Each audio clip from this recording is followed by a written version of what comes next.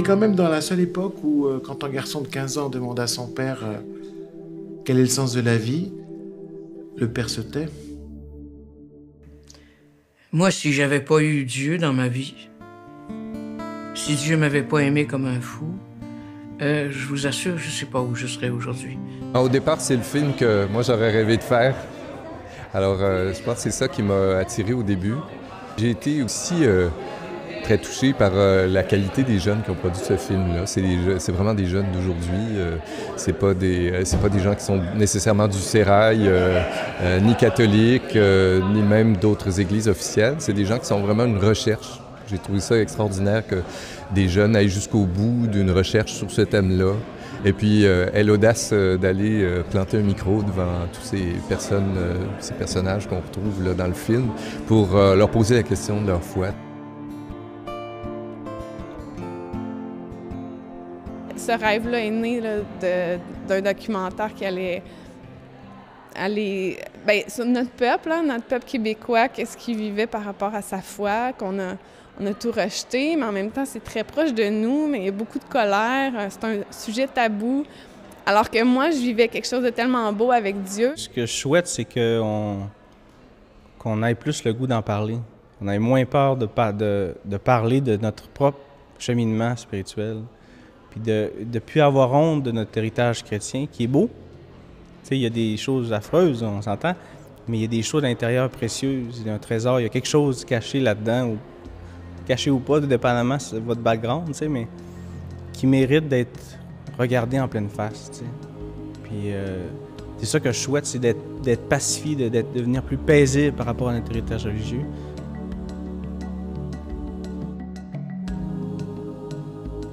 Je voulais faire ce film-là parce que je me comprenais pas moi-même.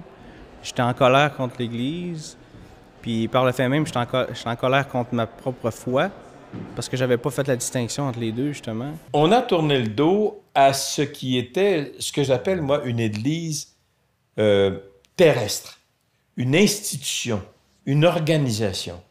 Mais en même temps, on s'est senti comme obligé de tourner le dos à ce qu'il y avait de messages beaucoup plus profonds que l'institution terrestre. La question qui est partagée par à peu près tous les intervenants du film, c'est la question, on peut penser que c'est une question qui est au cœur de notre société, puis on ne peut pas faire autrement si on s'intéresse à l'incarnation de l'Évangile que de s'intéresser à cette soif-là, à cette recherche-là. C'est déjà une pierre d'attente de l'Esprit Saint, dirait le Concile Vatican II. Hein. Alors, il faut écouter ça, il faut l'expliciter, comme c'est évoqué dans le film, regarder, prendre cette question à bras-le-corps, et puis essayer de travailler aussi à exorciser la pudeur, la peur, la méfiance qu'il y a par rapport à la question spirituelle. Effectivement, associé à tout un passé, puis c'est très irrationnel finalement. On n'ose pas en parler en public parce qu'on a peur de déballer de la nitroglycérine ou que ça va nous exploser d'en face. Alors qu'en fait, c'est les questions essentielles. Quand on a débuté le projet, on n'avait pas en tête les chrétiens, on avait en tête vraiment le peuple québécois en général. Peut-être d'aider dans le processus de réconciliation. On sentait notre peuple blessé, en colère, ou qui ne connaissait pas du tout pour les plus jeunes. Puis on trouvait qu'il y avait quelque chose de riche là-dedans, puis il y a un processus important à faire. Fait que dès le départ, c'est ça. C'était vraiment chrétien, non chrétien, en fait, c'était les Québécois. Je dirais plus le peuple qu'on avait à cœur. Mais alors que ça va, on a été vraiment bien accueillis par les chrétiens de toutes les dénominations, je vous dirais. L'Église catholique nous a agréablement surpris. En fait, on n'avait pas du tout d'idée parce qu'on n'était pas du réseau, on n'était pas de l'interne.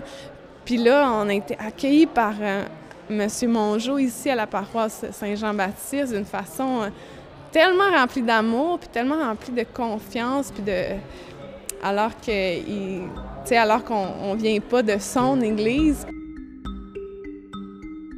Depuis des décennies, la religion catholique est disparue du cœur de la plupart des Québécois. Qu'en reste-t-il? Un patrimoine, des valeurs, une quête? Le film L'heureux naufrage montre que la soif de spiritualité est toujours présente. Il laisse toutefois penser aussi que la spiritualité est voué à se vivre en marge de l'institution, que religion et spiritualité sont synonymes de divorce. Mais est-ce vraiment le cas? Pour ces catholiques, non.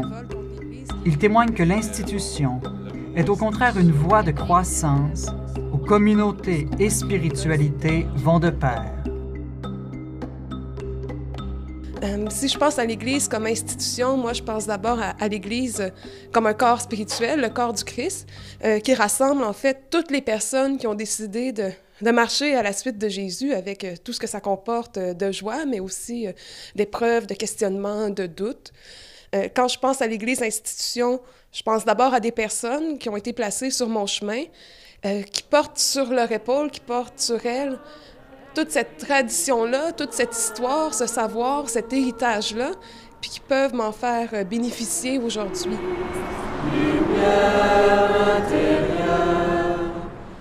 Pour moi, l'Église, c'est avant tout un peuple.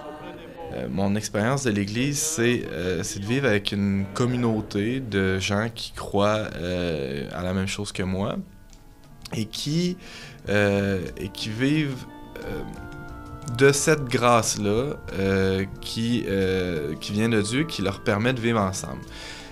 Comment? En aimant l'autre dans la dimension que Jésus-Christ nous a invités à aimer l'autre, c'est-à-dire à être prêt à mourir pour l'autre. Bon. J'ai aucun de mes amis là, qui s'est fait tuer par amour pour moi, là, mais en fait, pas de façon aussi drastique, mais j'ai vu plusieurs personnes dans ma vie, dans mon histoire, dans mon cheminement, disons, avec l'Église catholique. J'ai été témoin, j'ai bénéficié de plusieurs personnes autour de moi qui ont, entre guillemets, un peu perdu la vie pour moi, qui ont perdu un peu de leur vie, perdu un peu de leur temps, un peu de leur projet, qui ont mis de côté des trucs par amour pour moi, par exemple, pour m'annoncer l'Évangile. Hein, à un moment de mon adolescence où j'avais besoin d'entendre que Dieu m'aime, il y a des gens qui sont venus à moi et qui ont fait cette annonce-là, alors qu'ils auraient très bien pu aller jouer au bowling ou faire autre chose. Ça, pour moi, c'est d'abord ça, pour moi, l'Église, c'est des frères et sœurs, des gens, des frères et sœurs en Jésus-Christ qui sont prêts à mourir les uns pour les autres et à mourir éventuellement pour le monde entier. Pour moi, c'est important de vivre ma foi en communauté, donc pas nécessairement une communauté dans le sens de communauté religieuse, mais dans le sens de ne pas être tout seul, d'être avec d'autres pour vivre une foi partagée. Ça la rend beaucoup plus vivante, beaucoup plus vraie. Puis, pour moi, l'institution, c'est pas le gros méchant rempli de règles. Pour moi, l'Église institution, l'Église magistérielle, ça met des bases pour m'aider, pour me guider dans ce que je veux faire. En fait, l'Église, déjà, pour moi, c'est une mère. Quand j'étais jeune, quand j'étais tout petite, c'était à l'église. On allait à tous les dimanches à la messe, comme beaucoup de Québécois. À un moment donné, vers l'adolescence, ça a arrêté. Je me suis comme distancée de ça. Mais j'ai jamais perdu complètement la foi quand même. Je vivais pas tout à fait comme les catholiques devraient vivre. J'ai eu certaines expériences qui m'ont en fait, qui ont été assez souffrantes pour moi, mais qui m'ont permis de revenir justement à une foi qui est plus incarnée dans l'institution, que je ne connaissais pas, parce que je considère que ce qu'on a appris à l'école, c'était en général pas bon. Moi, au lieu d'avoir enlevé les cours de religion il y a quelques années, je les aurais boostés, excusez-moi l'anglicisme, je les aurais vraiment améliorés nettement au niveau de la théologie, au niveau de la spiritualité, au niveau de l'histoire aussi, de l'anthropologie, tout ça, de la philosophie. Donc vraiment des super bons cours qui te permettent de comprendre c'est quoi l'Église en fait. L'Église vient du mot grec « ecclésia » qui veut dire « assemblée ». On est tous en assemblée. Donc quand tu comprends ça, puis quand tu comprends que c'est ce que Jésus voulait avec ses disciples et que c'est lui-même qui a fondé l'Église comme telle. On le voit avec les Actes des Apôtres tout de suite après les Évangiles. Tu vois, ça, c'est quelque chose que je savais pas. Il me manquait beaucoup de choses. J'étais assez carencée au niveau connaissance et je pense que c'est le fait de la plupart des Québécois. En fait, j'ai l'impression qu'il y a énormément d'ignorance par rapport à l'Église catholique, là, à ce qu'on en entend de l'extérieur, à ce que les médias en disent, la société en général. Et c'est un peu comme une église de pierre où il y a des vitraux. De l'extérieur, souvent, ça paraît comme rien. Et puis quand tu rentres dans l'église, tu vois à quel point le soleil qui les traverse les rend magnifiques, les vitraux, et rend l'église magnifique et remplie de couleurs. C'est un peu la même chose. De l'intérieur, ce qui est mal connu, ce que parfois on se met des œillères puis on veut être sûr de pas le voir, c'est l'amour qu'il y a dans cette église-là. Ce que l'Église prêche, moi je le vois et je le vis dans l'Église. L'amour de l'Évangile, du prochain, le bien de l'humanité auquel on veut travailler, penser aux autres avant soi, c'est pas juste la belle théorie.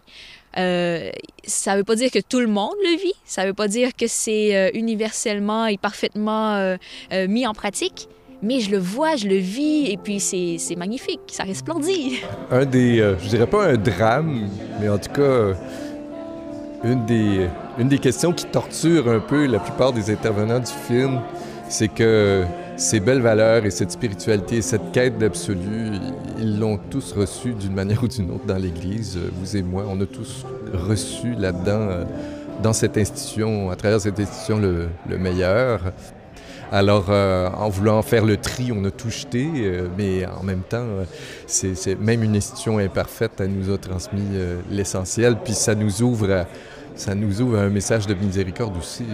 L'Église n'est pas un club de gens qui ont tout compris et qui sont arrivés à la vérité. On est un club de chercheurs de Dieu, et puis on est un hôpital où on essaye de se laisser guérir, où on essaye de se laisser envahir puis façonner par une lumière. Alors c'est vraiment...